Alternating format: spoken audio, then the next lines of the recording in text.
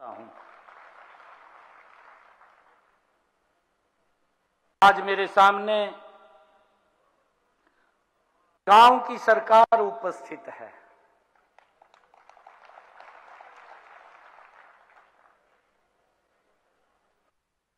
सरपंच एक इस लोकतंत्र की वो कड़ी है। हम भी सरपंच हैं, इधर बैठे हैं, आप भी सरपंच हैं।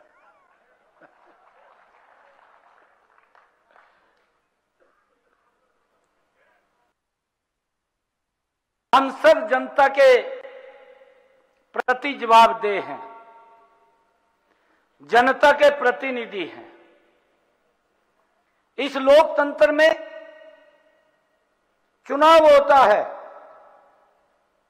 कई बार हम सोचते हैं कि भाई मैं जीत गया।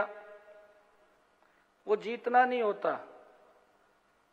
हमारा जो प्रतिद्वंदी है उसको भी लोग वोट देते हैं। हम चुने जाते हैं।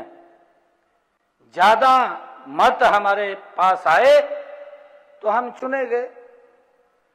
जनता के द्वारा चुने हुए प्रतिनिधि हैं और हमारे काम के दायरे वाले अलग अलग हों, लेकिन आपका और हमारा एक ही लक्ष्य है,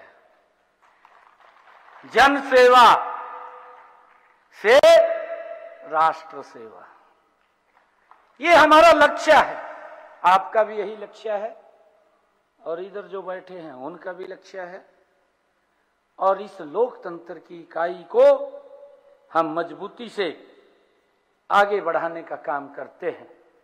मुझे खुशी है कि गांव गरीब का जीवन आसान बनाने के लिए योजनाएं सरकार ने बनाई हैं, उन्हें आप पूरी निष्ठा से धरातल के ऊपर उतारने का काम करते हैं।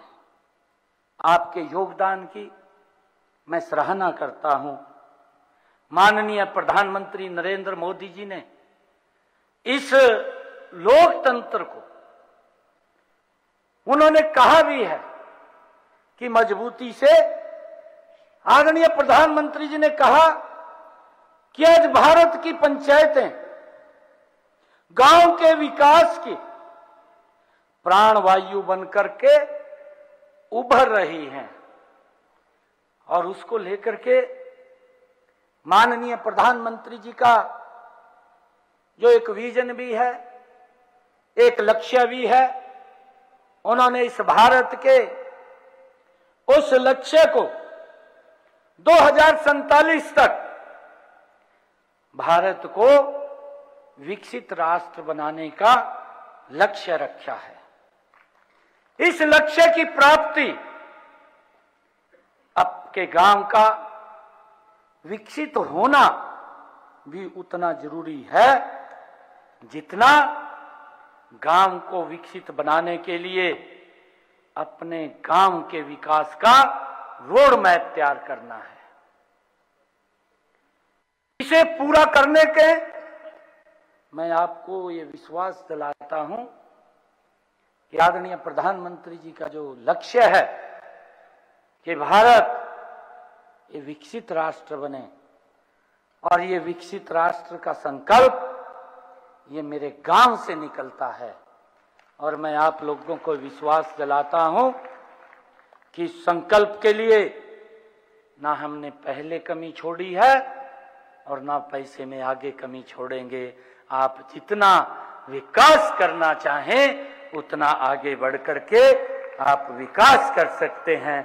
हम पूरे सहयोग के साथ आपके साथ खड़े हैं। आप जानते हैं कि पंचायती राज संस्थाएं हमारे लोकतंत्र की बुनियाद हैं। हरियाणा में वैदिक काल से ही पंचायतों की गौरवशाली परंपरा रही है।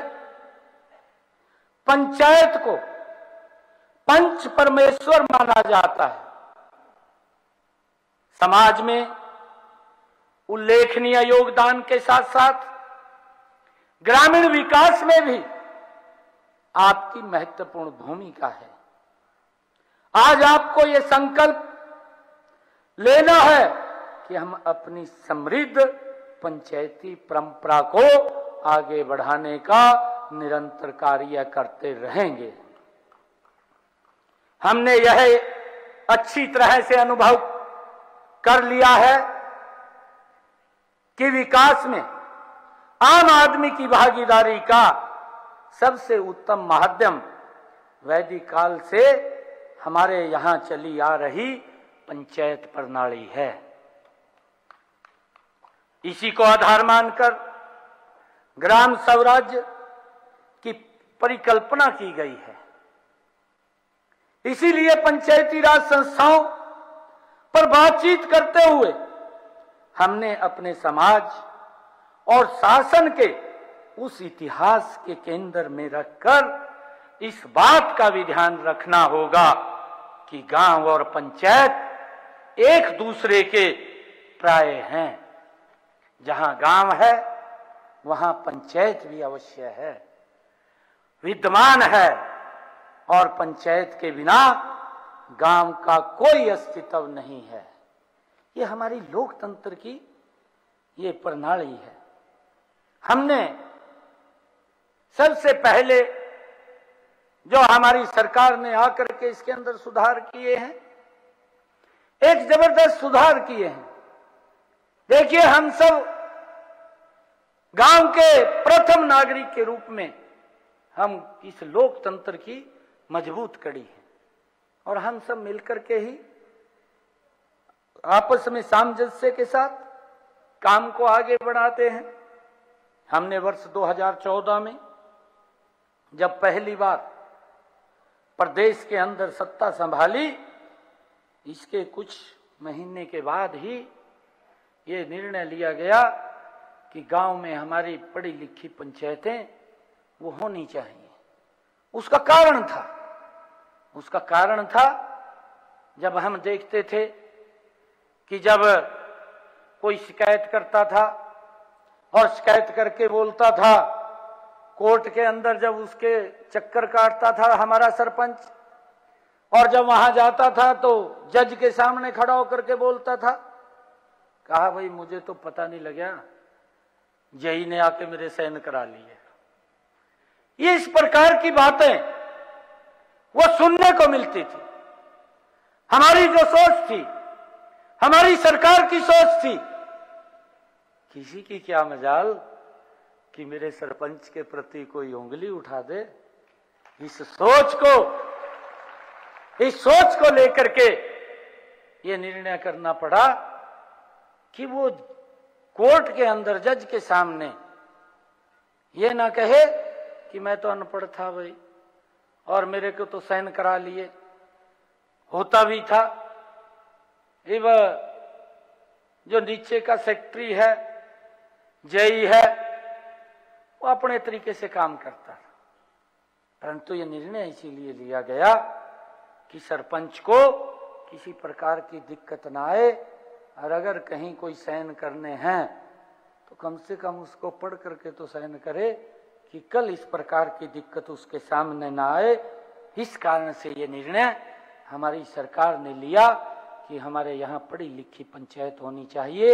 ये आपकी भलाई के लिए लिया था कि आपको कोई उंगली ना उठाए, आपको कोई सम्मान के अंदर ठेस ना आए। उसको लेकर के हमारी सरकार ने ये निर्णय किया और उसका लाभ भी मिला है। आज पढ़ी लिखी पंचायतें हैं, तुरंत निर्णय करते हैं, आपके पास विकास की गति आगे बढ़ती है। ये हमने इसका निर्णय किया और मैं आपको बताना चाहता हूं कि हमने ग्राम विकास के बजट में भी बढ़ोतरी की। अगर मैं पिछले कार्यकाल की बात करूं,